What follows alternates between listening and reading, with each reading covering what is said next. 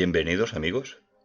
El B-24 fue diseñado para ser un bombardero pesado moderno que sustituyera por sus mejoradas capacidades al B-17. Sin embargo, ambos acabaron por compartir el protagonismo del bombardero estratégico aliado, sobrevolando los cielos del segundo conflicto a escala mundial. En 1938, la Fuerza Aérea estadounidense contactó con la empresa Consolidated para que produjera en sus fábricas, bajo licencia, al bombardero de Boeing B-17. La empresa, en lugar de aceptar el contrato, decidió presentar un nuevo diseño de avión más moderno y que superase las prestaciones de la fortaleza volante. El diseño resultante tenía un ala alta, conocida como Davis, de mayor envergadura que la del B-17, pero con una superficie alar menor, lo que permitía al avión poseer de mayor velocidad y alcance. Su peculiar ala le ofrecía unas excelentes cualidades en vuelo de crucero, pero también era su talón de Aquiles. Había que equilibrar el combustible de ambas alas para mantener la estabilidad. El diseño estaba provisto de una doble cola, 4 motores y un grueso fuselaje que albergaba un fuerte armamento defensivo.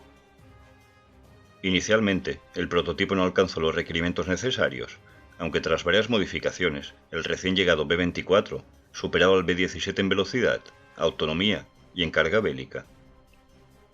De entre las numerosas versiones existentes, el B-24D y J fueron las producidas en mayores cantidades. El B-24J medía 20,6 metros de largo, 33,5 metros de envergadura y tenía una altura de 5,5 metros. Los 4 motores radiales Pratt & Whitney fornecían cada uno 1200 caballos de potencia, otorgándole al bombardero una velocidad máxima de 488 km por hora, con una autonomía máxima de 3.300 km. Podía transportar una carga de bombas máxima de 3,6 toneladas, que albergaba en sendos compartimentos dentro del fuselaje. La tripulación consistía entre 9 y 11 integrantes, dependiendo de la naturaleza de la misión: piloto, copiloto, navegante, bombardero, operador de radio, artillero de la torreta nasal, torreta superior, 2 artilleros en los laterales del fuselaje, uno en la torreta tipo bola y el artillero de cola. El armamento defensivo constaba de 10 ametralladoras M2 Browning de 12,7 milímetros, 2 de ellas empleadas por el artillero de cola, una en cada lateral del fuselaje.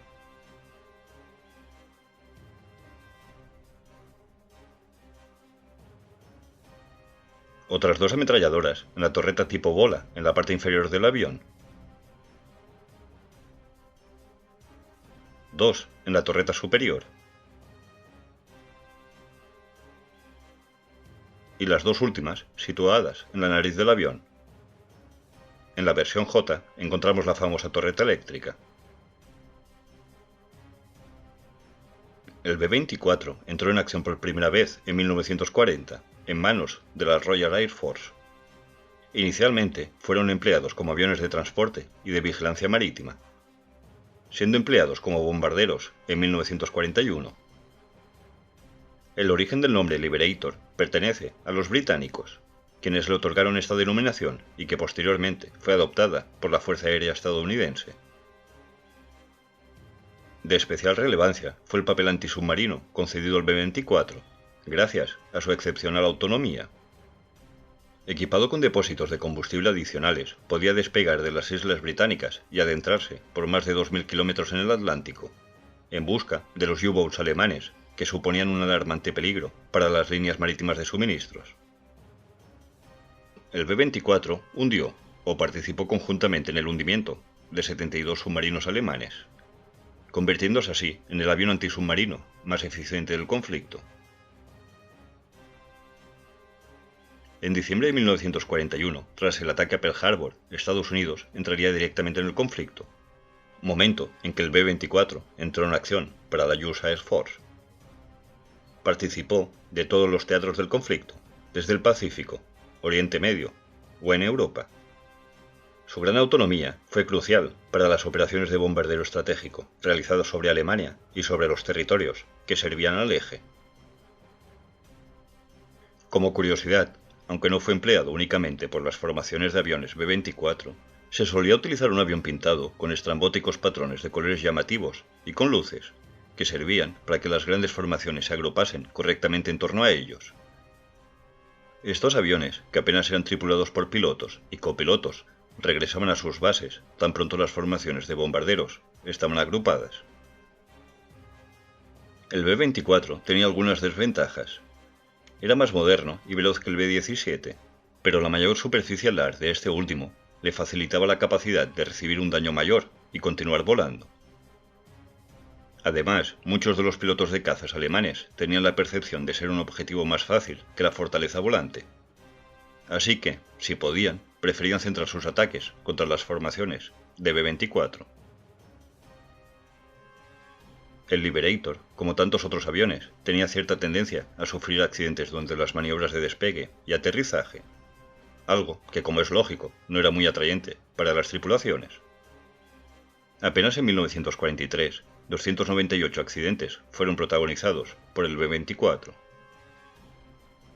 Otra desventaja considerable era que su techo de vuelo era menor que el del B-17. Una distancia inferior que favorecía notablemente la precisión de las eficientes posiciones antiaéreas alemanas. Finalizado el conflicto, 1.260 B-24 fueron derribados en Europa y algunos centenares más en el Pacífico. La cifra total de B-24 fabricados gira en torno a las 18.000 unidades, convirtiéndose en el bombardero pesado fabricado en mayor número de la historia. En el mayor pico de producción, un B-24 era entregado a cada 63 minutos, llegando incluso a exceder con estas cifras la capacidad de usarlos por la Fuerza Aérea. A nivel histórico, el B-24 Liberator estuvo entre los grandes bombarderos estratégicos que combatieron sobre Europa y el Pacífico, junto con los cuatrimotores B-17, B-29 o Lancaster. Tanto por sus gestas contra el enemigo como por su poder destructor, el B-24, sin duda, se erigió como uno de los mejores aparatos pesados de Estados Unidos y de la Segunda Guerra Mundial. Dale a like si te ha gustado el vídeo y hasta pronto.